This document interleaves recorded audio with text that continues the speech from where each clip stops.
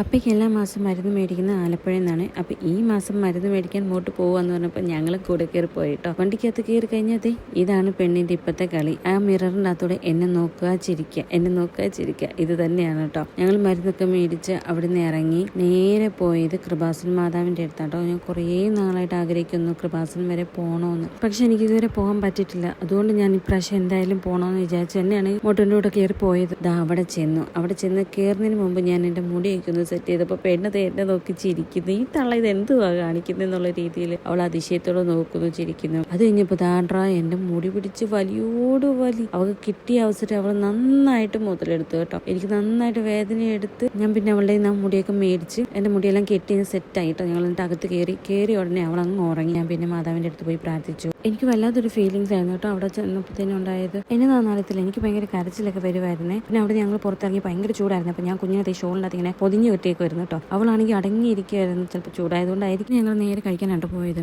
അവിടെ ചെന്ന് കയറി കഴിഞ്ഞപ്പോഴത്തേനും തണ്ടറ മിററി നോക്കി ഞങ്ങൾ ഭയങ്കര ചിരിയും കളിയൊക്കെ ആയിരുന്നു കേട്ടോ. അപ്പോൾ മോട്ടുവിനെ വഴക്കുറയും, ഇത് വീടല്ല എന്നൊക്കെ പറഞ്ഞിട്ടോ. പിന്നെ അപ്പനും മോളും കൂടെ അവിടെ ഇരുന്ന് കളിയായി ചിരിയായി. അവൾക്ക് പാലൊക്കെ കൊടുത്തിട്ടായിരുന്നു കേട്ടോ ഞങ്ങൾ കഴിക്കായിരുന്നേ. അതുകൊണ്ട് ഞങ്ങൾ രണ്ടുപേരും കഴിച്ച് തീരുന്നോടെ വരെ മോള് വഴക്കുണ്ടാക്കാതിരുന്നേ. പിന്നെ ഞങ്ങൾ അവിടെ നിന്ന് ഇറങ്ങി നേരെ വീട്ടിലെത്തി പപ്പയ്ക്ക് മരുന്ന് കൊടുത്തു കേട്ടോ.